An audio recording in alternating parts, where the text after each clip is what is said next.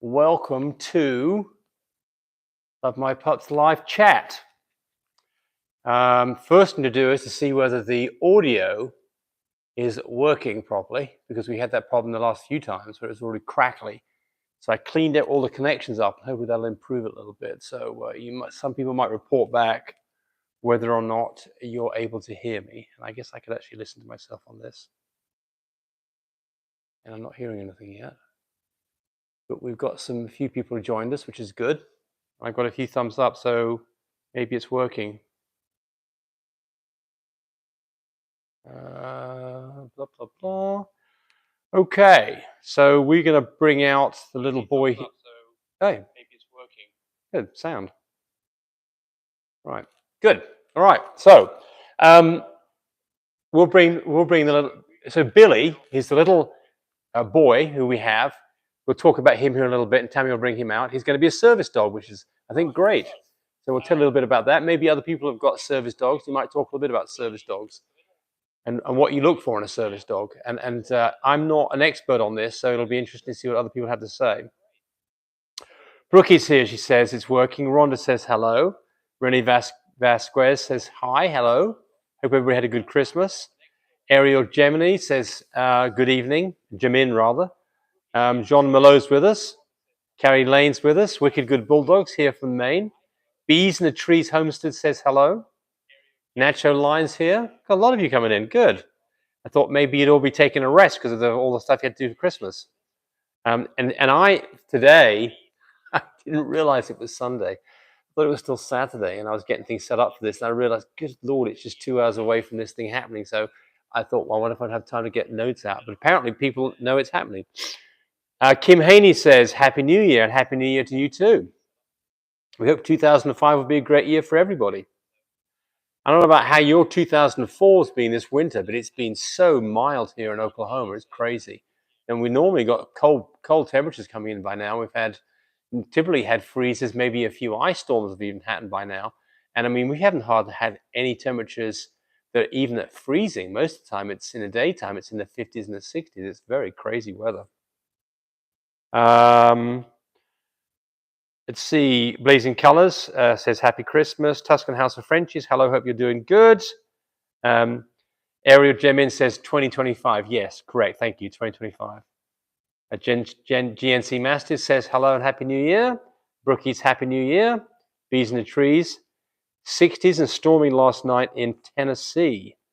So this, I don't know what normal temperature would be in Tennessee. I assume that you're somewhat similar to Oklahoma and that you'd be getting some freezing temperatures by now. But it's been a very mild winter. You never know how it's going to end up with January and February, but I'm going to take it this way and be quite happy with it. Of course, the moment these kind of things happen, everybody's screaming global warming. So yeah, that's not a whole conversation. And I'm not about to open up that can of worms right now. Ariel says she's looking forward to the new year. We are too. So 50s in Maine tomorrow. There you go. Well, that's nice weather too. Wicked Good Bulldogs. Right, so, well, I'm going to talk a little bit about what Cody had going on last night. He had a dog that its due date is either to today or 2 days from now, because he bred twice. And yesterday he called me up and we had a conversation about whether or not he should be doing something yesterday afternoon. And I was like, no, I think you're still a day or two away, or at least a day away. Her temperature hadn't dropped. Her progesterone level was 4.5. She was nibbling at food just a little bit, but she wasn't showing really any signs that she was really ready to do anything. He took her temperature, the temperature was 99.4 that morning. And I thought, well, that typically means you've got 24 hours to go. And I'm bringing this up because this is an example of how you can get in trouble. Now, Cody didn't get in trouble. He handled it perfectly, but it's one of those situations where you really could get late on this. So we had a conversation. I was like, well, look, I take a temperature again later on. I don't know what your cutoff time is to get things done reasonably, but I think she'll make it through the night.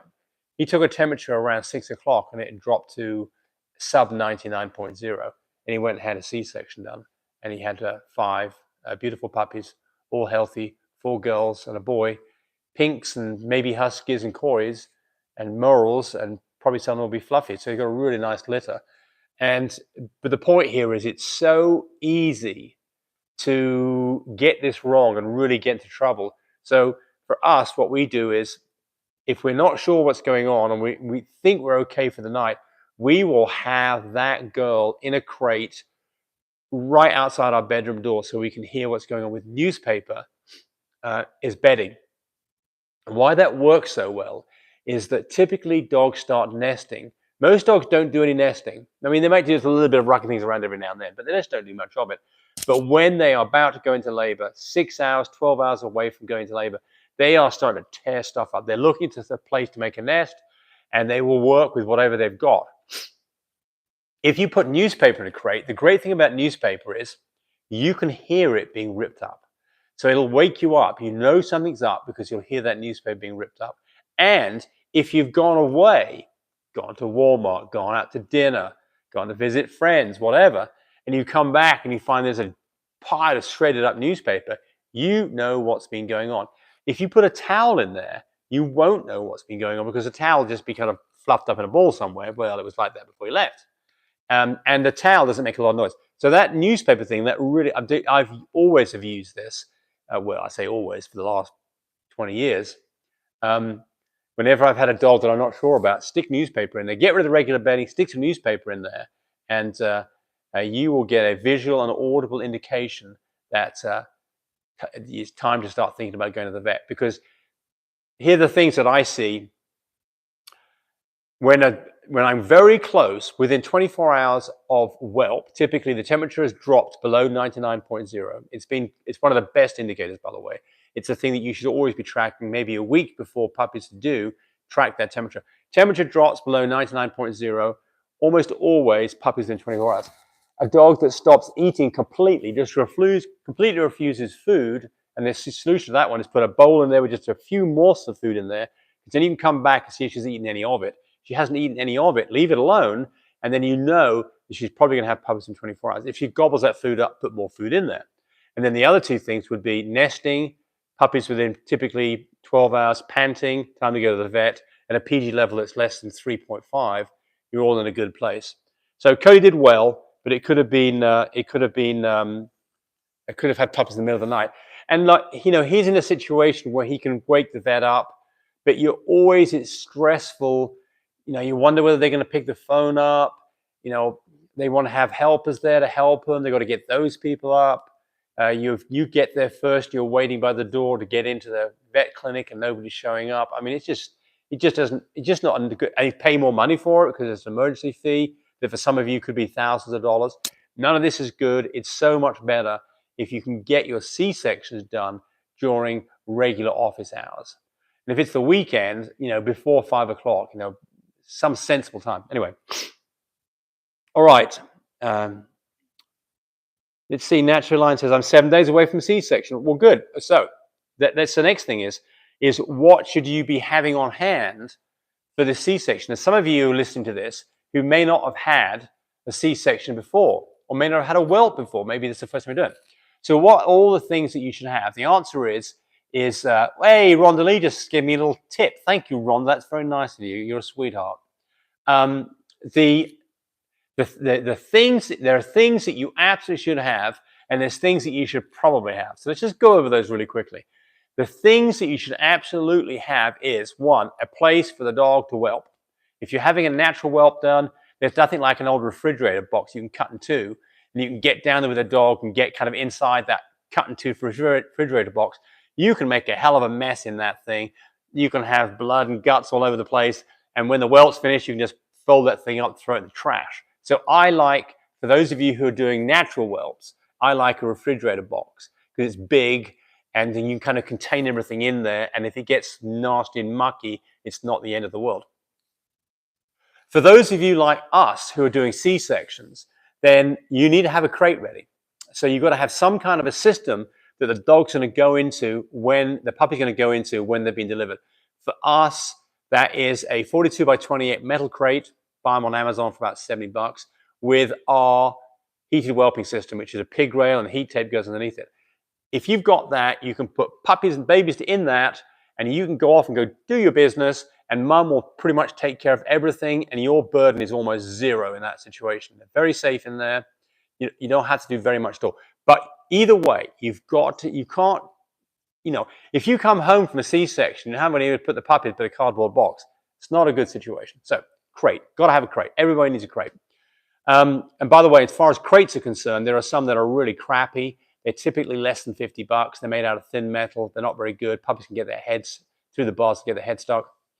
The ones that I like are Amazon Basics, Paws and Pals, Midwest Crate, and Oxgoard. I'm not sure they're even around anymore. I know those make really good solid crates. I like a double door crate, one that has a big door on the front and a smaller door on the side, because we almost always exclusively use the front side door because we can get in there with the puppies. So get that. Then you should have a thermometer, because you've got to take these dogs' temperature to find out what's going on. So a thermometer, a good old thermometer, it's like $8 at Walmart, so there's no excuse not to have one. You need some Vaseline, because stuck puppies can get unstuck if you've got Vaseline. You should have some scissors so you can cut umbilical cords. You should have some dental floss so you can tie the umbilicals up. Now, some of you are saying, oh, look, I'm going to go to the vet, and the vet's going to do all this. You may have puppies in the car. And if you have puppies in the car and you don't have this stuff, then you're in a mess. So, those things there are fundamental. Another couple of other fundamental pieces of equipment would be a feeding bottle, which can be a regular human baby bottle with a 0 to 3-month-old silicone nipple, and feeding tubes. You cannot get feeding tubes in town. Most vets don't even carry them. Feeding tubes are dirt cheap. You should absolutely have a feeding tube, and you should absolutely have some goat's milk. With a feeding tube, you can resurrect puppies that are in bad shape. So those are things that absolutely everybody should have. Now, there's other things on the list that are not critical, but could be if you get into trouble. An incubator. Our traveling incubator is a great way to get puppies back from the vet. It means you can travel 3-4 hours if you have to get your vet prices down to something sub $1,000, as opposed to paying thousands of dollars for a vet bill. So a traveling incubator, our portable one, is great. And then when you're at home, you can leave it plugged in. It's great for ailing puppies. So an incubator, I think, is a must. Cody's got a special going on those right now. They're normally $315. I think right now they're like $220. So he's got a special, about $100 off. He's got a special going on those. And you don't need to go buy a pet brooder for $1,200 or $1,500. Our incubator is probably better than a pet brooder. It's not a forced air incubator. So incubator, that's another thing you should have. And so, okay, so people adding in here. So an aspirator is a must for milk. Absolutely, a bulb, an aspirator bulb. One of those bulbs, dirt cheap. You've got to have one of those, because puppies can aspirate milk. Puppies that are newborn get stuff in their lungs. They've got stuff in their lungs, you need to get it out. So an aspiration bulb is fundamental. Oh, so Ariel Jemin said, I got the small one and the large one. Well, great, good for you. So she's got two. She's got a big one and a small one. You know who Ariel is? Oh, she's getting Billy. Or is it Billy? She named him Billy. Yeah, okay. Hey, Ariel, we'll get Billy out here in a little bit so you can see Billy. Well, Camry Durant says, happy to be here. 2 litters we've just had are doing great. Love the lift, the pig roast, the heated whelping system makes life much easier. Well, those are other things like the lift, great to have. Do you need to have a lift? No. If you're kind of like Tammy and I and you want to get up there and play with the puppies, not be on the floor all the time, the lift's great. But you're going to spend $300 getting that. So that's one of the things that I'd put, if you decide you're going to enjoy doing this, you're going to do quite a bit of it, get yourself a lift. Oxygen machine. Now you're talking about something that's close to $500. Will you need an oxygen machine? No, probably not. We haven't used an oxygen machine for the last 3 litters, but when you need one, you need it now. And that's the difference in a puppy that's really in trouble versus a puppy that can make it. And it's, when you need it, $500 doesn't seem like very much.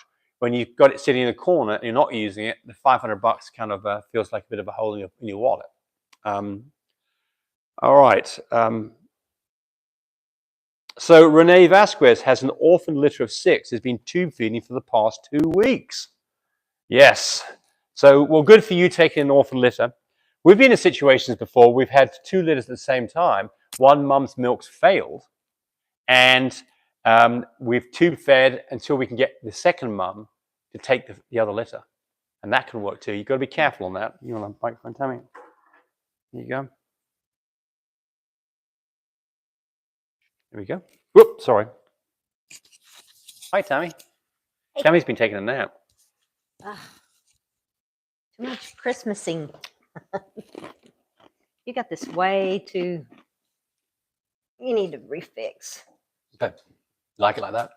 Well, no, I don't like it like this. Right on top of me. Get in this way a little bit. I'm fine. I'm comfortable. Okay. Good.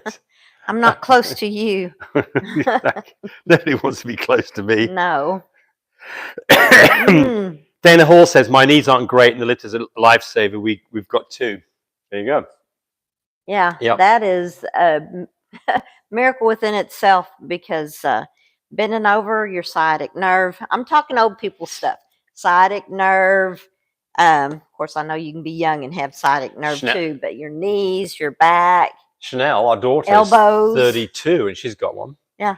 I remember in the summer, if I was on my knees a lot with those puppies on the ground, dry my knees out and then they would peel and it was like in your elbows. And so, you know, got to take care of yourself. That lift It's great. does it. Yeah. So, and by the way, the lift will supposedly lift up 250 pounds. I think that's slightly hopeful, honestly. Well, so, let's just say that you tested it with me sitting on it. Well, I did more than that. That was 125 I had to move something in the car. pounds. What was it? Oh, it was that mixer, wasn't it? Or that there's something I had to lift. Oh. It weighed a friggin' huge amount. And I got it on that lift. And I lifted carried up, that slid thing it in my into the back of the car. Scratched the back of my bumper on my Cadillac. I was But a little perturbed. Well, it'd been much A worse lot than the perturbed. lift. But it will lift Tammy up, and Tammy weighs 72 pounds, right? 72 pounds? How about 125? With my butt's 195 pounds, and when I sit on it, it's trying to lift me up. So the answer is, I think their 250 is a bit hopeful. But look, who's got 250 pounds worth of dogs? I mean, you know, Frenchie weighs 25, 30 pounds, 5 puppies, maybe another 10 pounds. English Bulldogs, it'll do. Yeah, right. For sure. Yes. I think that if you had a really big dog, you might probably still work. Anyway, There could be big dogs that are not as weighted 100-pound down. dog probably work. Oh yeah, Probably work. Labs would probably be fantastic with it too. So Ariel Gemin says, I love the incubators compared to the Brooder 90 I got. So now I'm going to make a comparison here for those of you looking at those. The Brooder 90 looks kind of like a toaster with a kind of a little toaster oven. It's got a lid that you lift. It's got a transparent lid, which you can see inside, which is nice. You lift it up, and the puppy's going there. That's nice. Here's what I don't like about. By the way, our incubators now have a viewing window on the incubator, so you don't have to open them up to the inside. I think Bulldogs, Blue Bulldogs has that incubator.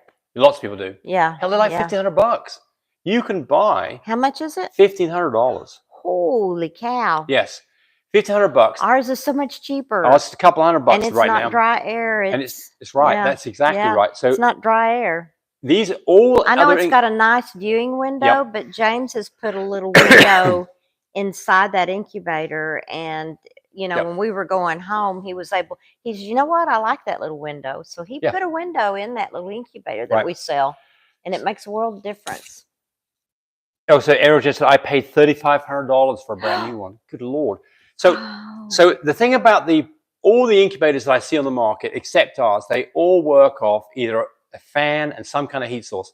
The cheap ones typically it's a light bulb or an infrared lamp, maybe a heated coil. The problem is it dries the air out. So you need to have a nebulizer to overcome or a humidifier because the air gets so dry. Ours doesn't work that way. Ours, it heats up from the bottom. It's just the floor that's warm. It's like having, you know, a warm waterbed to be on. It doesn't cook you and it doesn't dry you out. Well, and you're able to control the temp too. Absolutely. And you can't break it. There's no moving parts. There's no fans. You there's can no drop light bulbs. it on the ground. And drop it on the ground. It's fine. Yeah. And I mean, it'll take a beating. It really will. Anyway. And you can stick that little. So yes, Ariel says, yeah, I hate it. The lights go out and it sucks and it dries the puppies. That's exactly right. Yeah. We've got Nancy from Delaware with the Siberian Huskies. Well, good to have you here. Yeah. Hey, Nancy. Yeah. Your dogs are beautiful. So somebody else says things to get used, waxed dental floss. We're talking about being able to tie off umbilical cords. Yep, put that on your list. That's right. Yeah. Natural line. Waxed or non-waxed, either one will work just fine. Oh, so the reasons they said that was Kim Harney said, and anything besides twine to tie off cord, or is it better to let the mum chew the No. cut? We don't like the chewing part at all. No, because she's liable to pull on that, and and pull a little hernia. If they've got a little weak lining in their stomach muscle there, that she'll definitely make a hernia if you're not watching it. If you let her try to chew it off. When we go to the vet for a C-section, most of them give us the puppies with a forceps clamped and on. I make them take the forceps off. We take those forceps off, and we tie that umbilical cord off. And the reason we do that is we don't want anything that's going to promote a umbilical hernia. If mum chews it off, she could herniate it. She can cut it too close. If she could, more than that, chew the hole and the intestines come out with the puppy. And when we come home, we haven't had that with a we haven't Frenchie, but Labrador. But when we come home, we trim anything that's left on that umbilical cord. We trim it off with a pair of sterilized scissors. Again, we don't want mum mucking around with it. We don't want mum chewing on it. We don't want mum biting. I think we don't want any attention going to that when the babies are. I know out in the wild, they would be. I know. But still, And they've got longer snouts too. So out in the wild, I don't think there was anything with. So. I don't want you giving me that. Brittany Tolliver, can puppies with hydrocephalus survive? Yes, they can survive. And I would definitely not. So some vets, quite a few would say, if they see a dog that looks like it's a hydro puppy, will say, we need to put it down. Don't take it home. I certainly would agree with that statement with a dog that has a severe open palate, a cleft palate, not just a hair lip, but a palate open palate. Yeah, in the roof of the mouth. We've had no success. Way open. Yeah, no success on this. No. But hydro puppies, they absolutely can. I would say 50% of those dogs develop into normal dogs. What's going on is that they don't have proper drainage for synovial fluid from their brain, and they get pressure, intracranial pressure, and it makes the head big, and it tends to make the eyes bulge out to the side. Those puppies can look completely normal by the time they are a few months old. So I would absolutely be trying to save a hydro puppy. And there may be other issues going on, and that may be that there's other things that are going to do this puppy in. So, you may not succeed, but I would certainly have an attempt at it. Anybody wanting to know about Pixie update, I got pictures of her a couple of days ago. She's doing fantastic. She's got her new friends, which is 2 or 3 cats and a Chihuahua. And then the Chihuahua is 18 years old, and they're the best of buds. And, of course, Una is her buddy. I mean, that little puppy's in that little girl's lap all the time. And she's doing great. I'm worried to death about her, but that's just being a mama. Yeah. Well, we got really attached to her too. But that was... We miss her. And she's still little. Look, we've got half of you have given us thumbs up, the other half haven't. It's the new year, folks. Come on, it's coming up. As a New Year's resolution, be nice to your fellow YouTubers. Give them a thumbs up. You going to bring the little puppy out in? Yeah, I was waiting for you to tell me when to do it. We'll just answer a few more questions, and then we'll go, and then we'll bring them. Yeah. Okay, well, let's have a look. Extraordinary, beautiful journey. After 8 days of tube feeding, I was able to reintroduce the litter of 3 puppies to Mama successfully after healing Mum's incision, and then she had a cone on her head and daily cleanings. So I guess the problem is that she got into trouble with her incision, and dogs can get really in bad shape. If incisions open up and get infected, that can really be a bad situation. And then they don't want to nurse puppies, or they get too sick and they can't nurse puppies, and then it's all on you. So good job that you did the right thing, which is basically to get those puppies probably into an incubator and start tube feeding. Why not bottle feed? Because tube feeding is so much easier. You don't have aspiration when you tube feed. They won't aspirate. They can with a bottle. You can tube feed a puppy in 10 seconds. And you get right back into bed. You could tube feed 3 puppies in a minute. And if you had to bottle feed them 10 minutes a puppy, it could take you 30 minutes. And you've got to do that every 3 hours. No fun in that. And you know the right amount getting to that puppy with tube feeding. GNC Master says, we take the oxygen concentrator we got from you to the vets when we have a C-section, get them going a little quicker. Great idea. So some vets have oxygen, some don't. And if you've got our portable incubator and an oxygen machine, by the way, now the incubators now have a port for the oxygen machine, which is nice. Then you can put them in that right there in the vet and give them some extra oxygen and give them that start. Because typically when Frenchies come out, they are absolutely lifeless and they're not scary lifeless. Yeah, Cody Wayne just had a little litter last night, and that he's very, very proud of, and we're excited to watch those babies grow. He said there was one that was a little slow, and so yeah, that oxygen concentrator is fantastic for that. Anybody wanting to know what he got, he has 3. He has a total of 5, is it? 3 are full fluffy husky coys. Well, the whole litter's full fluffy. 3 husky coys and 2 are merle. They're all full fluffy merle, and they probably, I don't know how many will be carrying pink, but You have to test for that. they have a test for that. Yeah. So you got 4 girls and 1 boy. Too. Yeah, 4 Yeah, girls like... and 1 boy. So 3 husky coys that may be carrying pink, and 2 merles. 1 boy is a merle, and he's the real dark one. He's beautiful.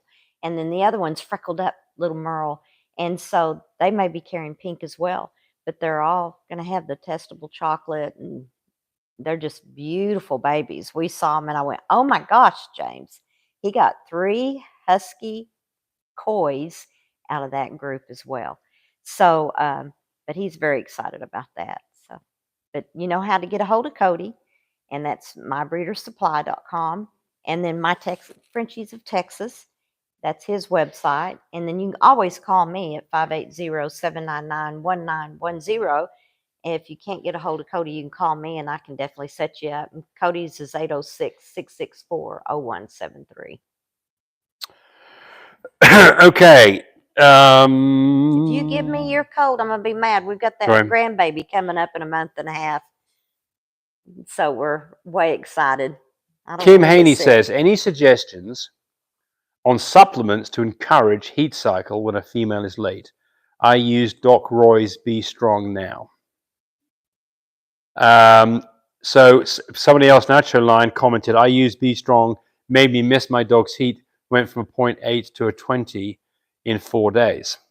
All right, so neither of you are going to like this, but I suspect that the Be Strong is not doing a lick of good.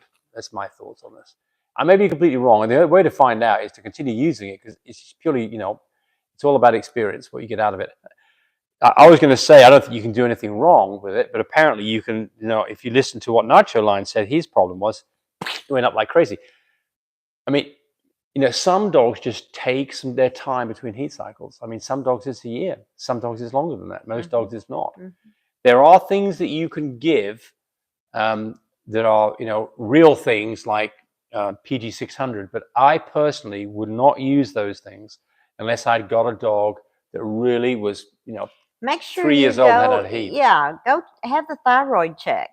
Sometimes they may have a little thyroid problem before you do anything drastic like what you're asking about. And by the way, one of the best things that I do know that will bring a dog into heat is to house that dog with another dog that's in heat. That absolutely does work.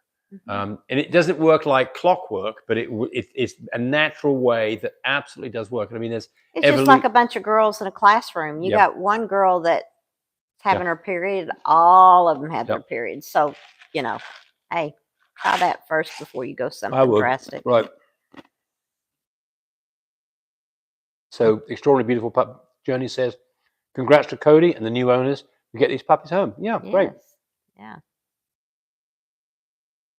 Now, what's this? Mark Murder Alt. I got a Cocoa Platinum Frenchie, 5 months. I'm doing its pen hip off in county. What's pen hip? We don't know what pen hip is. Sorry, don't know what pen hip. Tell us what pen hip is. We don't know. Somebody knows. Or I'm sure somebody knows Mark on does. their pen. Chime in. So GNC Masters, I just brought my girl in with Heat Be Strong and in between for her. So All right. So, Just be careful with it. yeah. So look, Don't make it a habit. Nacho Line says nope. It's best to put a dog in next to another dog in heat to sync cycles. I agree with that. Yeah. And Ariel says PG 600. I just don't recommend it as the last resort. And I agree with you 100%. Yeah. Oh, the pyro question. Nacho Line says, what about my pyro question? So the pyro question was, I'll go back to where he asked that question. Do you recommend a dog with an open pyro? We're talking about Pyometra to get spayed. So let's talk Not about with an open one. Yeah, let's talk about what a Pyometra is. So Yeah. Pyometra is, it's Latin for pus-filled bag. The dog has an infection of its uterus, and there's two different ways it shows itself. One is an open Pyometra, which means that there's drainage, and there'll be a greenish, yellowish, nasty discharge coming out of the dog's vulva. And the other one is a closed Pyometra, where the whole thing is contained within the uterus, and there's no escape for this nasty, mucky, pussy, virulent stuff to come out. The closed Pyometra is a lot scarier situation because it's not draining. In either case, the right treatment is to put those dogs on antibiotics. If a dog has a closed Pyometra and you can't get it sorted out, then it is time to do a spay, because you likely will lose the dog if you don't do that. So one thing to test for is temperature. They've got a temperature over 102 with a closed Pyometra, and you've been given antibiotics for a week, and you haven't got anywhere, you're probably going to have to spay the dog. But I would start by trying to use antibiotics and see if you can get it under control. We had this exact situation with, which was that dog? Really pretty little dog. Oh, I can't think right now. Yeah. Anyway, Kiki. No, Kiki. Kiki got Pyometra. She had a closed Pyometra. closed and Pyometra. I was way upset. She was a Banks junior We had one litter from her, didn't we? daughter. Huh? We had one litter from her? Mm-mm. No? Didn't even get to have a litter from I didn't her. have a litter from her, yeah. So we No. spayed her. And I mean, if we hadn't spayed her, she would have died. And she Yeah. went from being, in a really bad situation, obviously just feeling absolutely terrible, not wanting to do anything at all, to being a normal dog within 24 hours after spay. So we spayed her.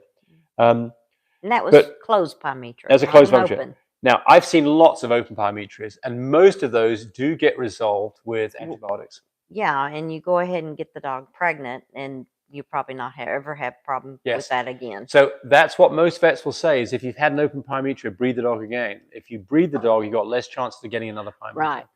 As opposed to what you think would be give it a rest. So don't go have a C-section done just because they had an open Pyometra. That's right. And don't do a C-section, don't do a spay during a C-section if you can avoid it, because that is a big load on a dog, and it's likely to have a dog that doesn't want to nurse puppies. Well, I mean, it probably won't want. It could. Yeah. Well, no, it could.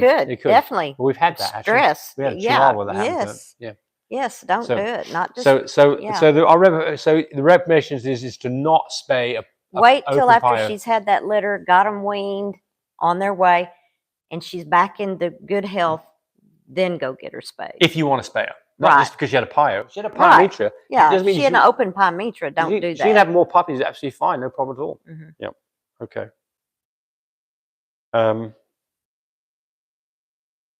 Okay.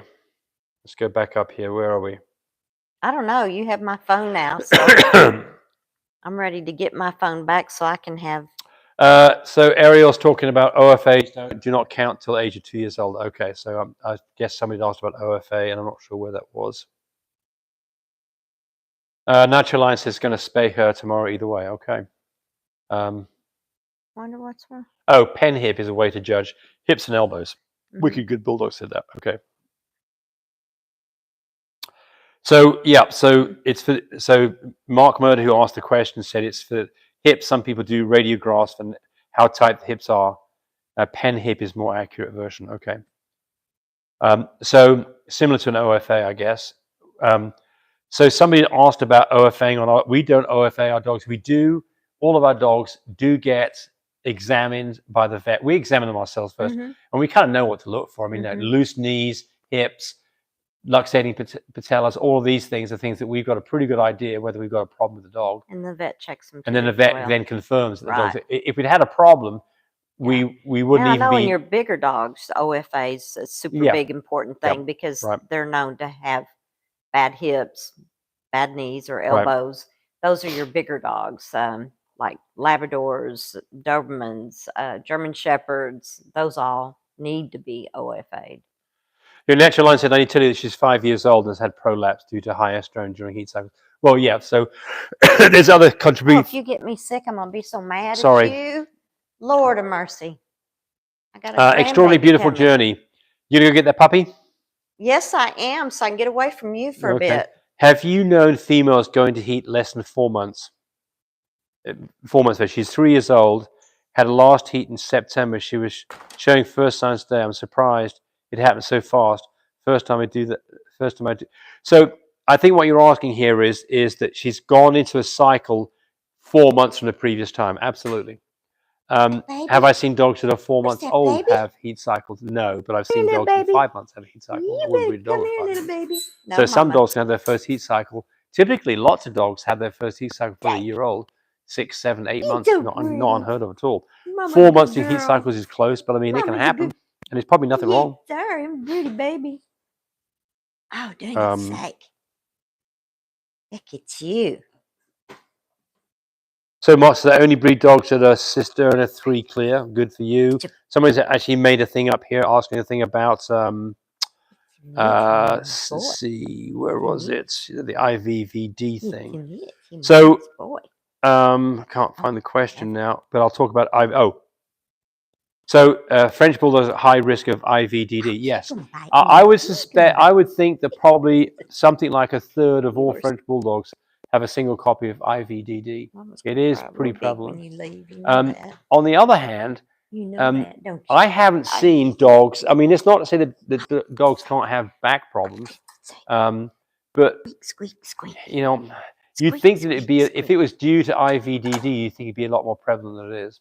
Oh, So, goodness sakes. anyway, So pretty. It's so pretty. all right. Here comes a puppy.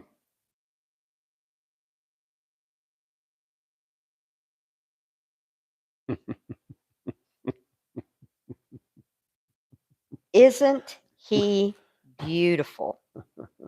He is the prettiest thing. Look at him. Look at him. Oh, doesn't it second live? Pretty, pretty boy. Yes, him is. Yes, him is. So he is charting to be a 20-pound dog. How do you do that? You take their weight, He's and so pretty. what their weight is, if they're 3 Look at months that old, boy. they'll have got a quarter of their Look at weight. that boy. If they're 6 months old, they'll have half their weight. If they're 2 months old, they'll have a sixth of their weight. So he is now, what is he, 5 weeks now, Tammy? Yes. And he weighs, I weighed the other day, he weighed 2 pounds and I think 5 ounces. Oh, doesn't it So that take- charts to 20 pounds based on being 5 weeks old. But he's a really nice little dog. And he's not only is a nice dog, looking wise, he is a fun little dog, isn't he? Oh, he is. He's mama's little character. He's now Oh, he's I love weaned. He's still with mum, but he's totally weaned off mum. Well, he every once in a while gets dinner. Him till get dinner, don't you? So he's in there with mum 24/7. Oh, he's just beautiful. Mum's dried up. He's been eating soggy kibble for what now? 10 days. Mm-hmm. Yes, him has. So he gets feed twice a day, Yeah. and he's I doing. just gave him some that was a little bit harder than what he normally has, and he did fine. Yes, So I got good old teeth in the back. he's got some sharp little teeth. Tell your He's- mama you say hello. So he's coming up for his first shot soon. Say hi, mom. He's had his second wormings. Aren't I beautiful? Aren't I And, beautiful? He's about to get to use our potty tray. That's going to happen in the next few days. Mm-hmm. And he's just been. I mean, the sad part about it is a singleton puppy. Only one puppy. I love him. But he's gets spoiled because of it, and he's been. He's going to be very spoiled when he leaves us and goes to his mama. She's going to make a service dog out of him. Yeah, so you might tell us a little bit about With her everywhere, aren't you? Yes, him is. So that's Ariel. Where's Ariel live? I forgot. You Okay. have my phone, so I can't go back. Well, and Ariel look will at tell stuff. us. Ariel will tell us. Yeah. So Ariel's done a lot of service dogs over the last 3 years or 5 years. I think she said she's Oh, trained she like trains them. 300 of them or something. 300 in So the she knows past a lot 5 about service years. dogs. Yeah. So I don't really know what you. I think Ariel needs to tell us, what do you look for in a service dog? Mhm.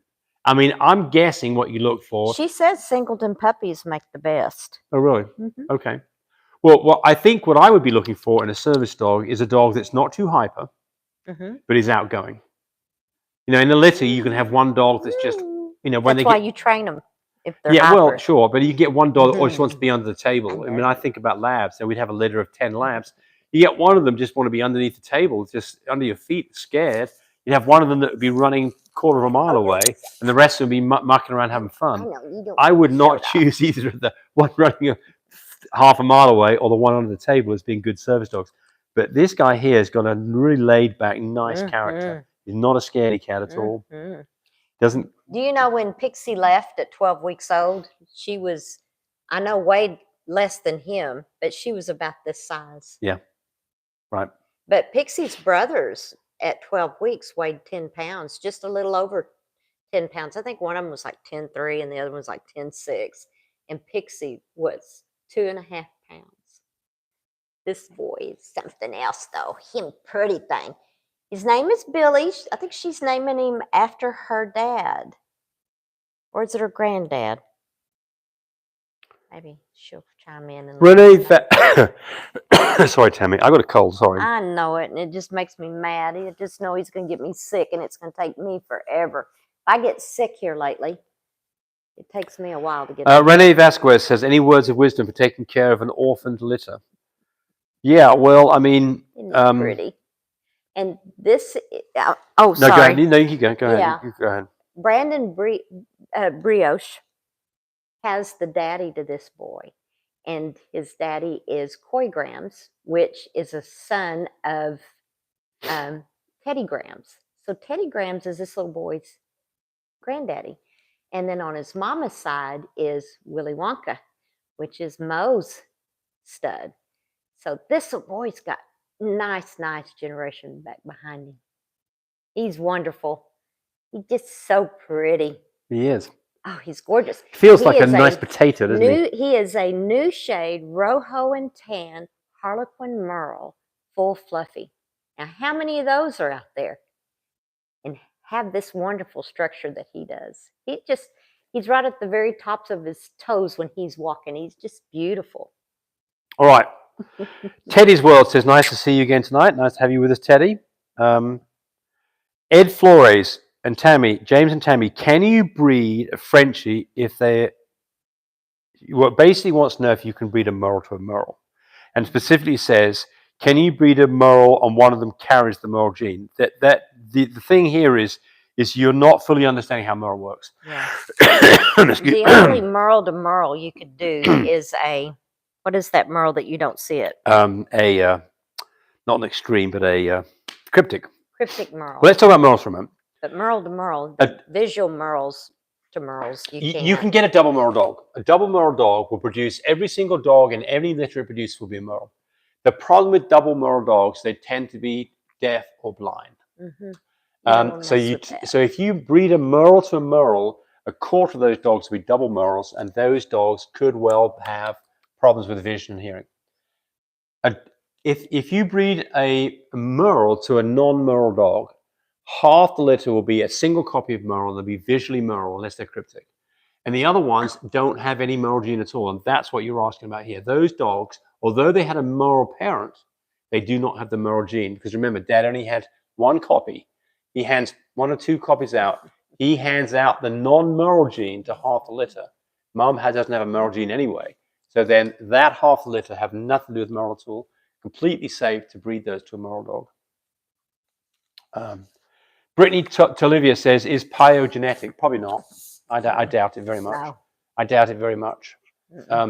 So I think it's just one of those things. It's like you getting a... Well, the very first time we'd ever had one was with Kiki.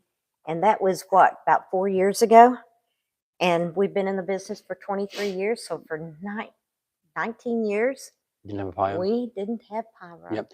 And that's what Annette Woods, she's no longer with us anymore, but she said the same thing. She had never had it until, the year that we had it, she had it. Right. And But I think Pio is kind of like, if you have, maybe you've had an abscessed tooth, or something like that. Just unlucky. It's not. It's luck not. of the draw is what Yeah, I always say. I don't think this is a genetic aspect to this at all. And the problem with this is, how do you even know? There's no test for it. There's no test for it. And so how do you even be able to prove the point? The answer is, you'd have to have lots and lots of breedings done and collect all that information, have a hope of telling whether it was genetic. I doubt very much genetic. Don't you bite mama. So Jam Collector says, thanks again for the advice last week. Had a couple of pups not pooping on Owen, but going to start them on mush in the next few days. Good, great. So I think the advice I gave them was probably start giving a few enemas, probably, but I don't remember the details.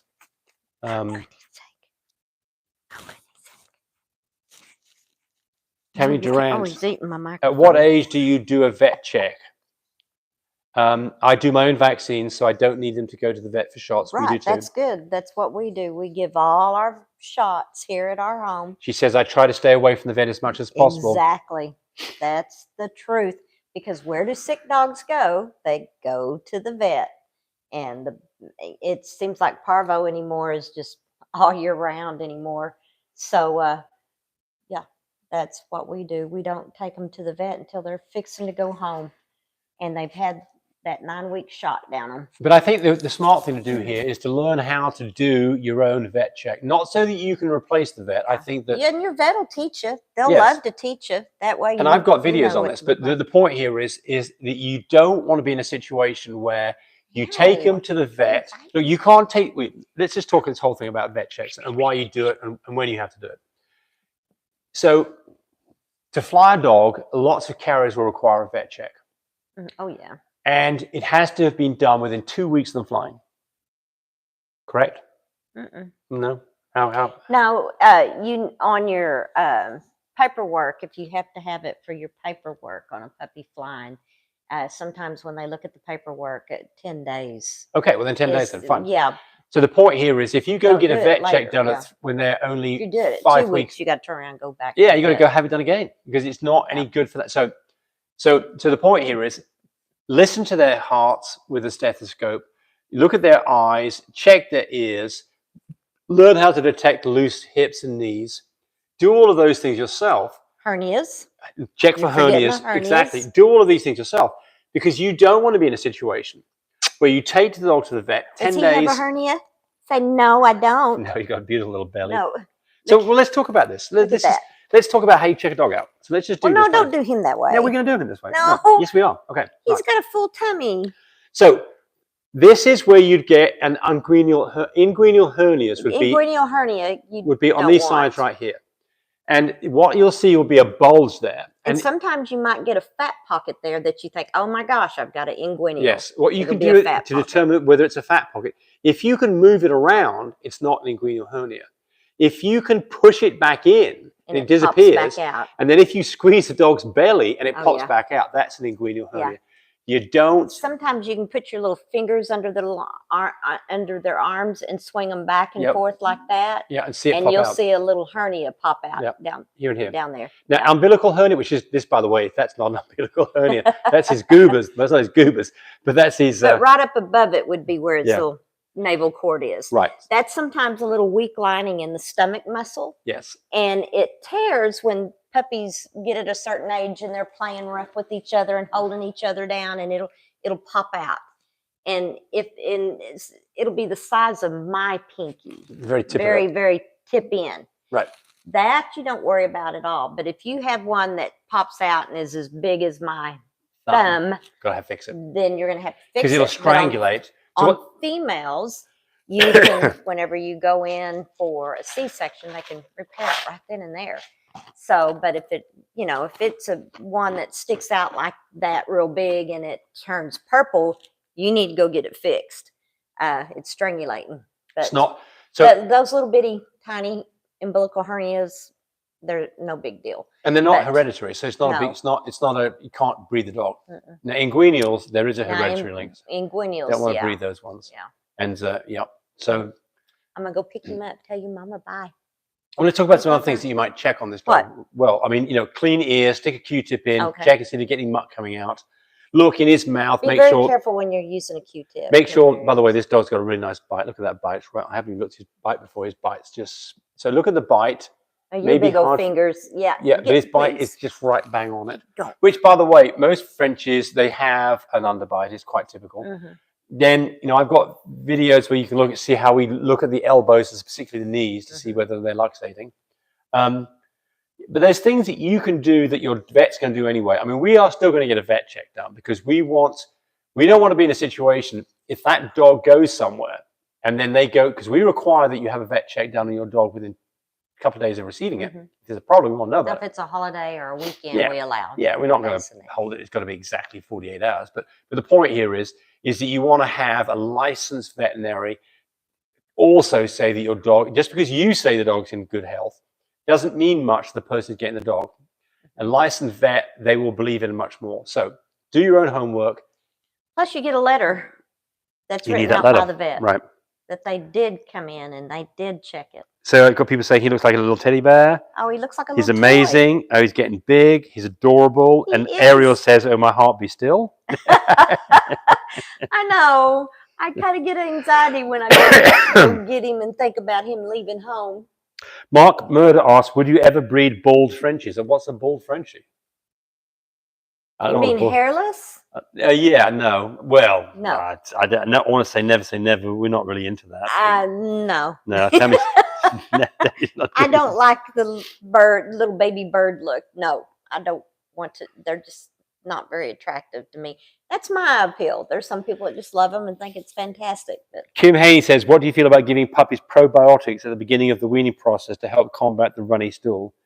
it doesn't hurt. You can, you're- a certain age puppies can have that probiotics and You're a big believer in it. oh yeah. I'm not so much. If I see a puppy that's constantly fighting some diarrhea and I know that the vet's told me no, things are okay, I'm not fighting anything, I'll go give it probiotic.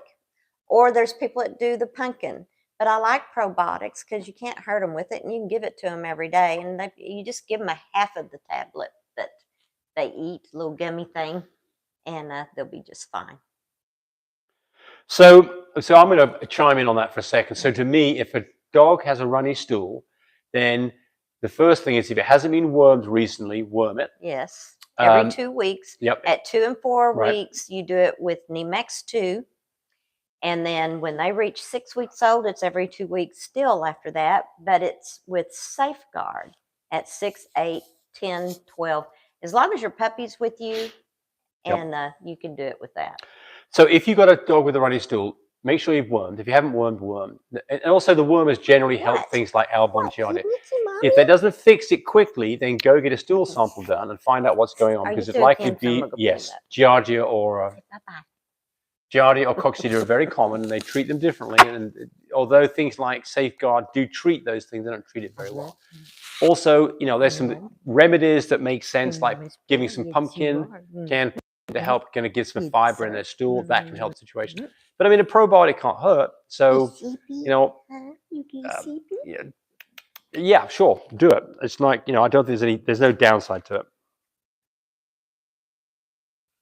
Okay, Mama. Here's your Lost fluffy your Frenchies. I have a breakfast, great granddaughter of Denali. Yes, Does ma'am. she qualify for the half Yes, price stud fee? ma'am. No, sorry, she doesn't. To get the Fine. half price stud Yes, fee from ma'am. Cody, you have to have a registration document that your- shows any of our studs, present Hungry. or past, I'm as a the hungry father of boy. that dog. Has to be the direct lineage, has to be the father of that dog. So if you use Cody for breeding, every female that you produce from that breeding will get lifetime half-price breedings. If you buy a female dog from us, it will also get lifetime half-price breeding. But you have to have a direct. It can't be a great or a great. That doesn't work, unfortunately.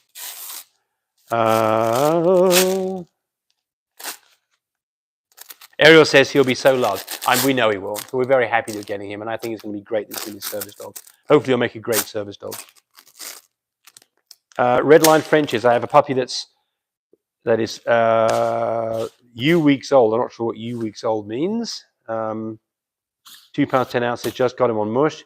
Had to bottle feed him after his first week. He's healthy, but I'm thinking he's going to be around 20 pounds. Great, yeah. Well, if you want to know what he is, you can chart the weight, as I was saying before. If you take the number of weeks he is in age, you divide that by 52 and multiply that by his current weight, that will give you the weight that he'll be when he's a year old, which is basically full weight. So if you've got a dog 10 weeks old, you would take 10, divide it by 52 and multiply it by, you take 52 divided by 10 and multiply it by his current weight. So you'd be 5.2 times his current weight, and it would tell you approximately what you'd expect his full-size weight to be. 7 weeks old. Okay, well, so here you go. So she's got a dog that is 2 pounds 10 ounces. We will call that 3 pounds at 8 weeks to make the math easy, right? So 2 months is 1/6 of a year. So you take 6, you'll be 6 times heavier than what he is. No, that's rubbish. Yes, 6 times heavier than what he is now, which gets him to be an 18-pound dog. There you go. And you guessed he's going to be 20 pounds. I think you're in the right realm. Will he be exactly 18 or 20? Who knows? But he's going to be a small dog. And little Pixie is averaging out to be like 12 pounds. Yes. Small If dog. she gets that far. So Natural Line says Albon for coccidia or Teretrazole, they both work well. And then it's Metronidazole that you'd use for Giardia. And by the way, we do sell snap tests for Giardia that are very effective. It's literally a couple of minutes. Are we still running a sale? Yeah. On mybreedersupply.com? Cody is running, but till the end of the year. I know it's going on for another few days. So Yeah. absolutely.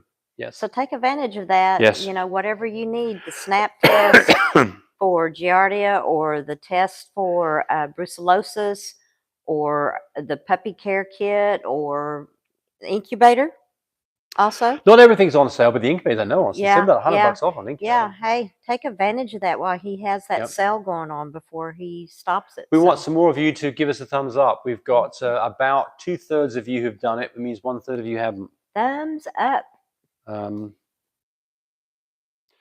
Jamar Springer, I bred my dog on the correct day after PG testing. This is the second time we tried to breed her. Didn't take. We Same do the pregnancy Same test, young too. 18-month male. Do you Reverse think it's her or the progesterone male? She's testing. 2.5 years old. Well, look, nobody knows, right? I mean, so this is what I would say to you. First thing is, did you look at the semen? Did you look under a microscope to make sure it's okay? Did you do another progesterone test when you finished breeding to make sure her numbers are still going up and you had, in fact, had a lull? What technique did you do? Did you do a vaginal AI? And if so, did most of the semen stay inside the dog? There's lots of variables here. And then, look, if you're not being successful, choose a different dog for sure. Could have just been unlucky too. So Ariel says, I have a small 15-pound male, 2 years in March. It all depends on the line trail. Yeah, well, that's exactly right. Yes. So that's a small dog. So a 15-pound Frenchie male is a small Frenchie for sure. Mm-hmm. And the problem with those dogs is not all of them are going to be good breeders because they tend to not have very good sperm count. But not all of them. I mean, if you've got a 16-pound or a 15-pound Frenchie that's got good structure and has got a good sperm count, that's a special dog in my book. Remember Dior? Yes. He was little. He was a little bitty boy. He's like 16, 17 pounds. Yeah, and he had produced a lot of puppies. Yes, he did. He was great. He was a cream. Not just it's always time if a dog didn't take. Well, I mean, there can be other things as well, but certainly that's the most likely thing. And he says, unless you did a semen analysis and it was low count motility, then you blame the stuff. That's also true. So I think that's very fair. Olivia Robinson says, my male 6 months old seems to be peeing frequently. Can this be a UTI? Will probiotics help? Still no testicles. I would go test at the vet's office and see what's going on. That might need antibiotics. So you've got to get, so they need to go do a semen culture, a urine culture and find out what's going on because, there's antibiotics that can take care of this. And if the vet have his, check his little goobers, his little jewels, again with the vet and see if the vet can fill up in there and see if they're starting to come down. And he can teach you how to massage that down to help bring the little precious jewels down. Camry asks, what is your opinion about putting puppies with other mums for feeding or cleaning? For instance, when you have more than 1 litter at a time and 1 litter is bigger than the other.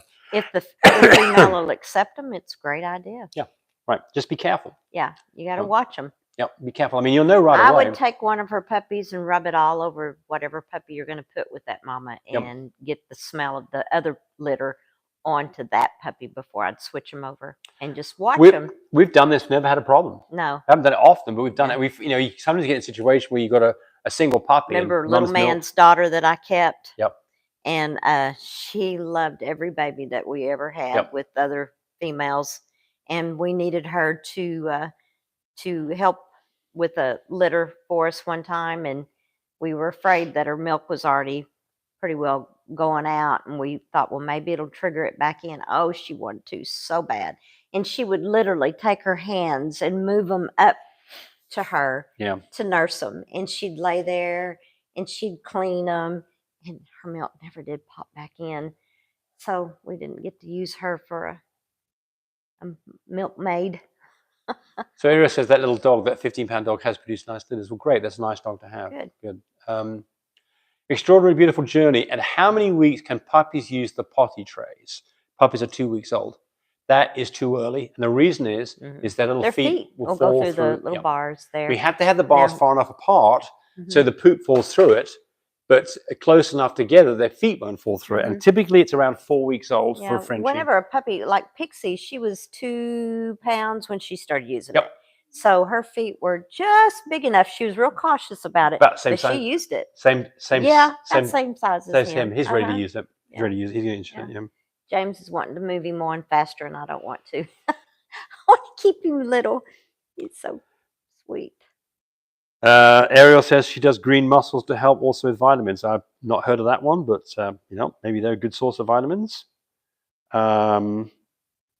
So yeah, we've got Craven Frenchies. My boy's 22 pounds and 3 years old. Yep, Cody has a lot of dogs like that. They're in that range. Those are nice stud Cody's dogs. got anywhere from 17 pounds to 27, I think. It's probably the biggest that we've got on our French Bulldogs. Studs. So Nacho Line says on this urine problem, this UTI, get a white blood count. So what typically I would think they would do would be a blood test and a urine culture. Because with the urine culture, they get an idea about what they're going to treat it with. Nacho says, and I like what Nacho Line says, hit the like button, it's free. Yes, do that. You've done better on it. We've still got 12 of you who haven't hit the like button. We'd like you to do that. Nacho.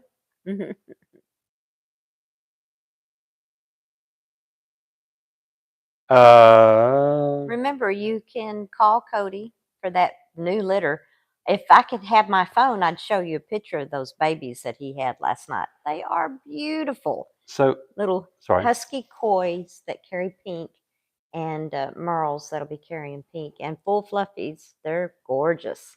See if you New can shade Isabellas as well. Craven Frenchies. See if you can see what's going on there, because they note. So I don't understand that, but you might understand it. What is SO? I don't know. To the missus as well. She loved my name years South back. something like that. So what's SO? S/O. Is that a state? Q&A. Read it out. See if he'll explain it. We don't know. We you're guilty because you know us and we don't know exactly what you're referencing. I loved his name years ago. Okay, wait a minute. Explaining it now. We're getting. Oh, you want to see the new babies? Well, that'll be with Cody at 806-664-0173. He's got those new babies. I've got a picture of them in the incubator just right after they were born. So they are beautiful. You talk about little white heads. They've got little white heads and they're beautiful babies. Just new shade Isabellas. And I wish I'd been that lucky. Husky Koi. Yote 5.0 just joined us. He says, hello, I'm late. What? Yeah, you're late. Oh, no, that's Rachel Rochester just got here. Hey, James and Tammy, I'm late, but better late than never. No, not hardly. Exactly, that's my thoughts. We're about to say goodbye to everybody because it's already past the 1 hour mark. Yote 5.0, hello, do you know where I can buy serum? I've had an upcoming that I'm going to whelp and I'm in need of some. No, I haven't bought any in a long time. Oh, you haven't? No. Oh, okay. But, there's lots of different prices on this stuff, and I found some before that was very reasonable. So do a little bit of hunting. If I find something, I'll put it on the comments, but I don't know where. But remember, everybody, My Breeder Supply is running a sale on most of the products that we have there. Things like, the puppy care kit, not the heated whelping system, but the traveling incubator. Right. The the test for brucellosis, the test for giardia, reverse progesterone. The progesterone testing is on sale as well. Several items there are on sale, so take advantage of that. I don't know what the progesterone testing is. Huh? I don't think the progesterone testing is. Oh, it's not? No, I don't think so. Oh, okay, sorry. Um, But look on there and see what yes, it's absolutely. on If you're sale going to buy before something, it that's time to goes go to away. it. All right, so I've got another couple of questions, and we're going to just take care of these, and then we're going to say goodbye to everybody. Cynthia Gale, pregnant female, temperature's not dropped below 99, staying around 100, day 64 since ovulation. Vet is going off breeding date, not date of ovulation. Why would they not go off ovulation date? Well, so here's the problem. Neither of those things are 100% reliable. The problem with ovulation date is I've seen many times where a dog has, you would think, ovulated based on its numbers, and it doesn't get, the numbers are bouncing around, and it's another 5-6 days before you breed the dog. So if you went off ovulation date, you'd have pulled those dogs 4 days early, and that'd have been an absolute disaster. So the same thing's true of timing on breeding date. The problem with breeding date is really, it really is off ovulation. The problem is trying to infer ovulation off progesterone is not necessarily easy. The much better way to do this is the back end when you're a few days out from having puppies. Pay attention to temperature. Pay attention to, so in this situation, Yeah. now I'm guessing you've got a small litter. Every female's different. Remember that. It's just like a human being. Yep. Yeah, you just But so here you gotta are. have them under your watch. So when they're day fixing to have 64 babies. since ovulation should be day 63 would be your first due date if you've got that right. And here you are, day 64. It could be day 68 if you've got your timing wrong. Then what happens is you get a small litter and they go long, maybe go even a week long. And if you take those puppies when you think you should take them, they absolutely will not survive. So you've really, I think it's a huge mistake. I think you should mark your calendar. We mark our calendars from when we did the breeding. We mark 61 days and we say this is the day we think that we're going to have puppies. But we do not take puppies that day unless we see all the signs are right. Well, even on Sophia, she was 2 days early. Yeah, but she was done AI surgically, right? Yes. And Well, so that transcervical. means 60 days, right? yeah. But my point here is that I promise you, and I talk to people every week where they have got in big trouble, and they've got in big trouble because they're relying on the vet scheduling a C-section based on when they did the insemination, and that is a big freaking mistake. I'm promising you, that is a huge mistake. And it probably work out 80% of the time, but it means that 20% of the time you've got an absolute nightmare on your hands. Don't do it. Pay attention to it, but don't make that the deciding factor. The deciding factor should be, what is the dog doing when you are close to that date? As the temperature drops, it stops eating food, is it nesting, is it panting, is its PD level less than 3.5? I think we're about done here. Got no other quick ones there at the end? Yeah. Yeah, so Redline, for instance, keep an eye on her, watch out for any signs of nesting or panting. I lost one puppy because a girl went to labor in the middle of the night. That's going to happen too, right? But I can tell you this, what you don't want to do is take puppies 3 days early and lose the entire litter. And that does happen. It doesn't happen all the time, but it probably happens 10% of the time. It's a significant number. Anywhere from 1 to 3 puppies. Yeah. Okay, I think somebody asked about food here. I didn't answer it. We sell our dog food. That one? No, asked about whether they could feed cooked deer meat, and the answer is sure. I don't think there's any reason why not to. Yes, I think we're depending on where you live too. Tammy says, "Night, Tammy and James. Thanks for everything. You're welcome." And thank you. Got our thumbs up. Yep, pretty good, pretty good. We really have. We're doing a pretty good job here. We'll just go a little bit longer. Since you've given us a good job on that, we're going to run this a little bit longer. So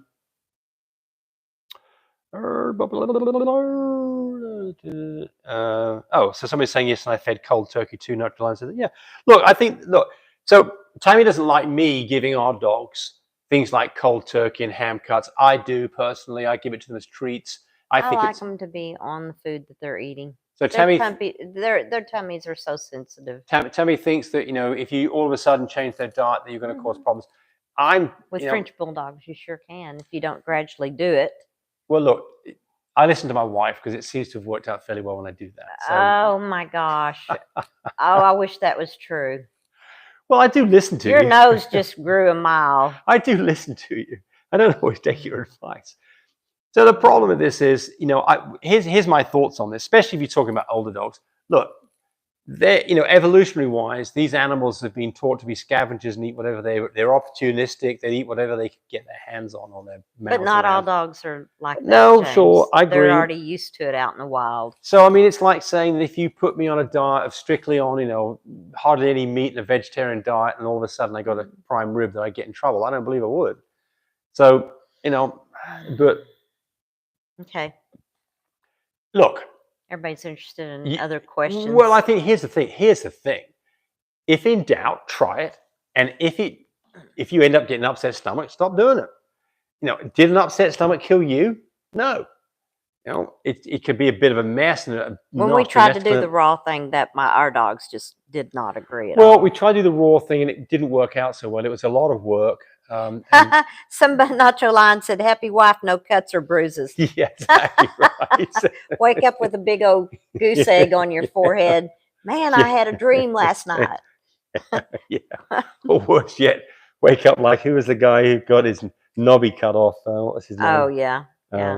Oh, good Lord, I can't Well, think. remember the guy where we used to live that woke up and he actually had a bullet? Oh, in his head.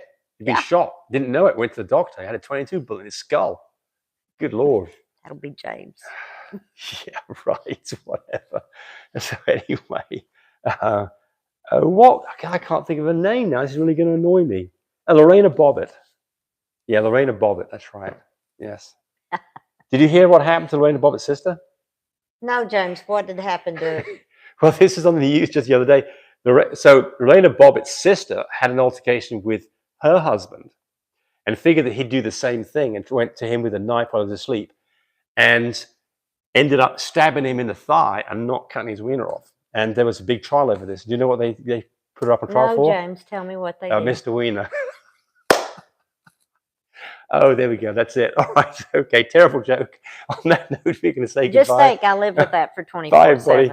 Happy New Year. See you next year, right? Call Cody to see those babies. Yes, absolutely. 806 Yes. 664 0173. 806 664 0173. Beautiful babies. Totally excited. Husky coys that carry pink, new shade Isabellas. We had the Merles in there that are new shade Isabellas as well. They're probably going to carry pink. They're all full fluffies. Beautiful babies. 806-664-0173, Cody's phone number. And we have our sale going on at mybreedersupply.com. That's a sales pitch Check at the that end. out. Got lots of questions Go coming away, up. James. Okay, You're awful. We're going to say goodbye. Bye, everybody. Happy New Year. Bye. Kill it and